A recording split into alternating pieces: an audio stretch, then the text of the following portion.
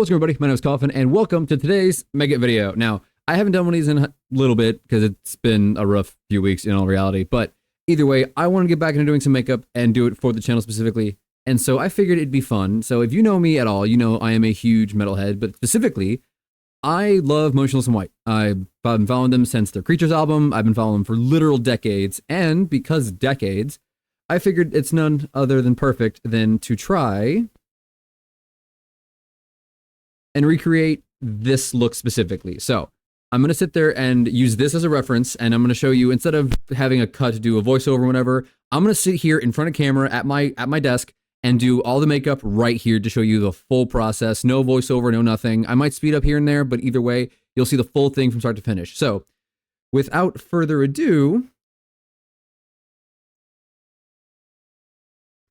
let's get into it. So first off, I have to go put in contacts, because in this photo, he has a bloodshot eye and a normal-ish eye, but I have an idea what I want to do. So I'm going to be right back, put in contacts, and I'll be back in a second. So, okay, and just like that, I now have hair pulled back. I took off the jacket because it was a little warm, and I have my contacts in. And I did that off camera because I'm actually at my PC right now, just because where I have my camera set up and everything. So it's going to be a bit annoying. I'm going to be stepping back and forth, do certain things. That way I don't get like powder all over my desk or by my PC or like setting spray everywhere. So, but for now, contacts are in, so the first step after that is going to be setting my face. And for setting my face, I go ahead and use, not setting my face, priming my face, sorry, I'm dumb. Priming my face, I use this e.l.f. primer, see if I can do the makeup thing. Kind of shows on camera. This e.l.f. primer, it's in the poreless shade or whatever, it's the pink one. And it just helps make the foundation sit a bit better and makes it a little more flat, aka poreless. All right, and now my face is primed and ready to go. I'm going to go ahead and use my foundation, and I use the same foundation for most things, except when I'm doing like a pure white foundation base, I use something different. But for this one, I usually use this Conceal and Perfect by Milani. It's in the shade Porcelain. It just works for my face. It's concealer and foundation in one. That way I don't have to mess with concealer because I don't know how to use concealer. I am a makeup guru on certain things. Certain things I have no idea what I'm doing and just hoping for the best. Story of my life. Anyway, but go ahead and take about one pump on here, and I go ahead and just kind of apply it to my face where I needed. Just kind of doing a little bit here with my finger. And again, I know I'm probably doing this wrong, and if you think I'm doing it wrong, let me know in the comments, and I will read them. But this is how I've been doing my makeup for years now, and it works for me. So just because it works for me doesn't mean it's got to be happy with you. So either way, but I usually take one tiny little spray of foundation for both sides of my cheek, and of course I blend it into my chin. And one last little one for my forehead, and I like to go from the bridge of my nose up through my eyebrows, and then kind of blend that a bit with my finger to get up top. And now that we look like Leatherface a little bit, oh god, I saw myself on camera. Now we look like Leatherface. We take our makeup sponge. Now, I did soak this prior, and the best thing to do is to soak it, get a little wet, then wring it out, because if you do it dry, it'll work, but, like, it's not the best, and it's kind of shitty. So now I'm going to take this, which is, again, has been soaked, and just kind of blend everything out and go from there.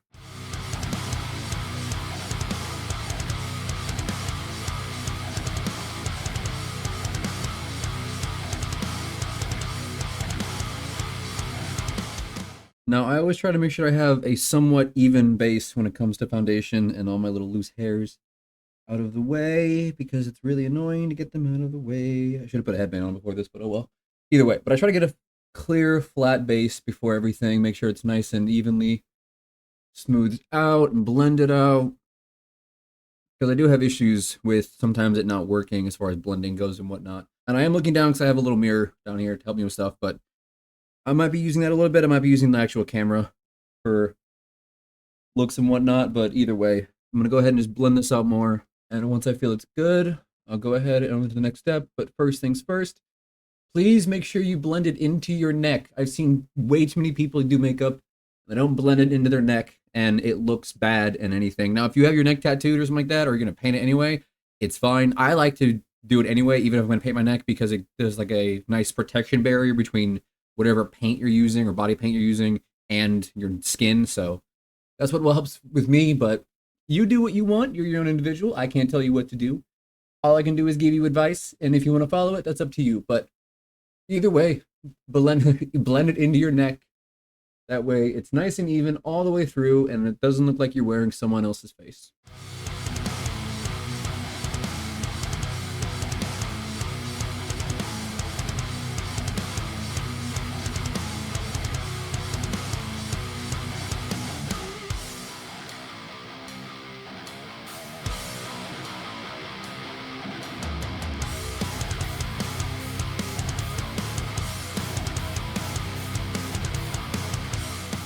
Okay, I think after that we are good to go. It seems to be very blended out on camera and in real life, actually. So I think the next step is going to be to use setting powder to set all of this. That way you can touch your face and won't move anything. I'm actually going to do that off camera, so I will be right back when it's done. Okay, and just like that, I am back. Face is now set, foundation is set. I went a little overboard on the setting spray, so if I look a little shiny, that's why I'm going to get a little bit before I dry off. But while this dries a little bit more, I'm going to explain what I'm doing next. So next are the eyebrows, and in this photo, he does have his eyebrows, but they're not like blended out with makeup or anything. I don't have eyebrows. I shave them off, so I have to draw them on. The issue is eyebrows are the bane of my existence. I despise doing eyebrows. I hate them more than anything in the world.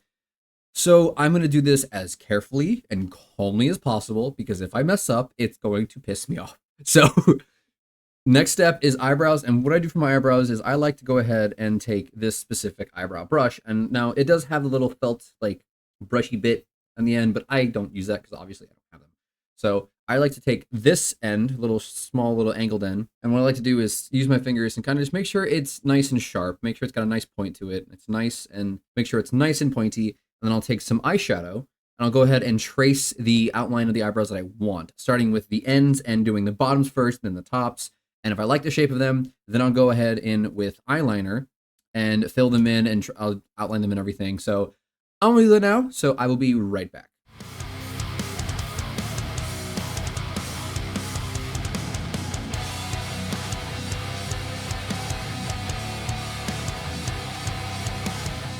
Okay, so as you see, I have two little nubs right where I want them to start, and all I did, as you can tell, was just kind of scrunch my eyebrows a little bit to see exactly where I want the points to start, and then once I have those points relaxed, they're right there.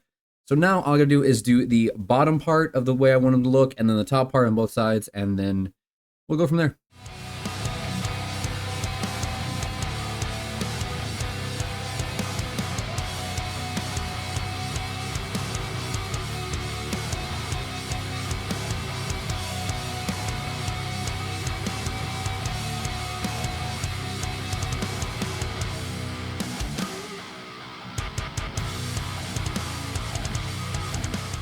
Okay, and like that, as you see, I have somewhat even eyebrows so far. And again, if they're not perfect, if you're a perfectionist like me, it'll drive you crazy. But in reality, with my hair down and everything, you can't tell. So it'll be fine. It'll be fine for now. But so far, I don't think these are that bad. I think they look pretty good. So I'm going to go ahead and fill in the top of them and then fill them in and everything. So I will talk to you when that's all done.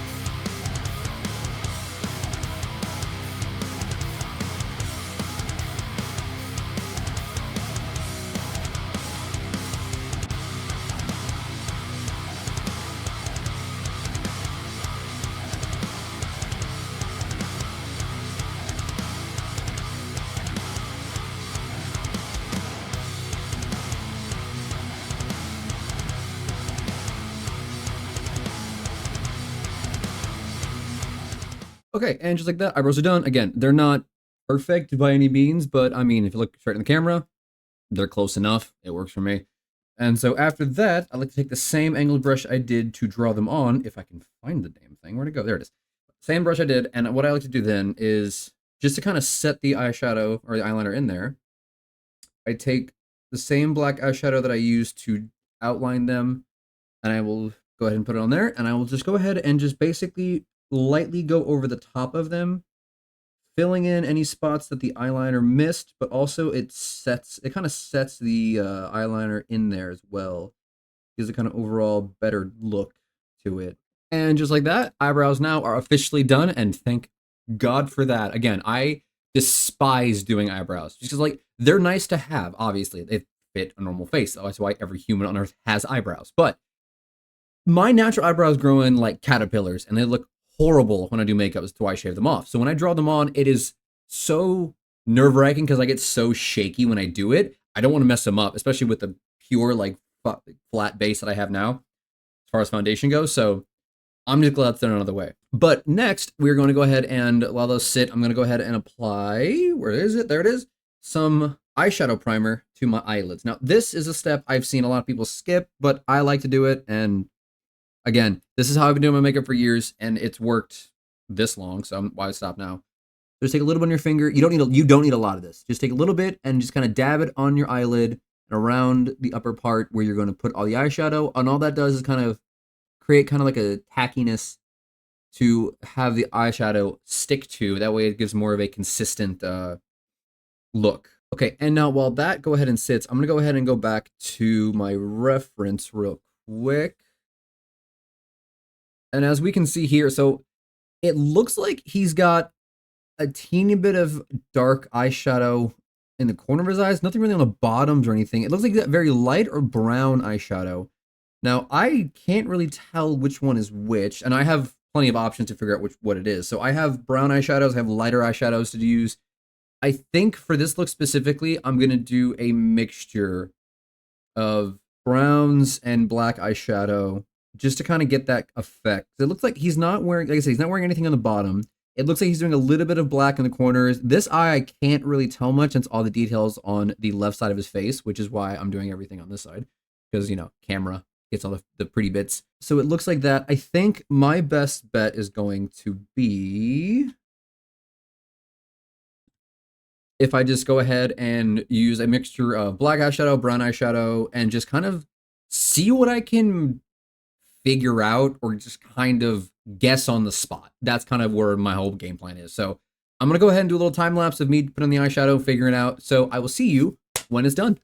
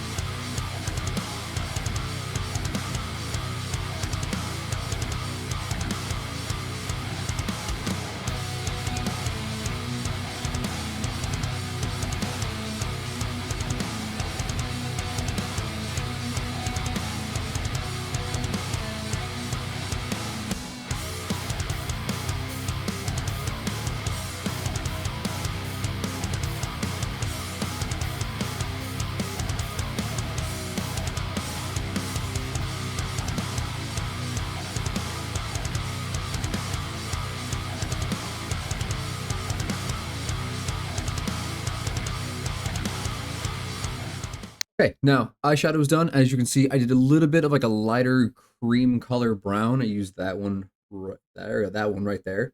And I mixed it with black eyeshadow, and I think it turned out okay. Like, it's not too heavy, which is, you know, well, it's black eyeshadow. It's gonna be heavy no matter what. But I think the light creamish brown does peek through a little bit, which is good for what I want. Now, it's time for the fun bit.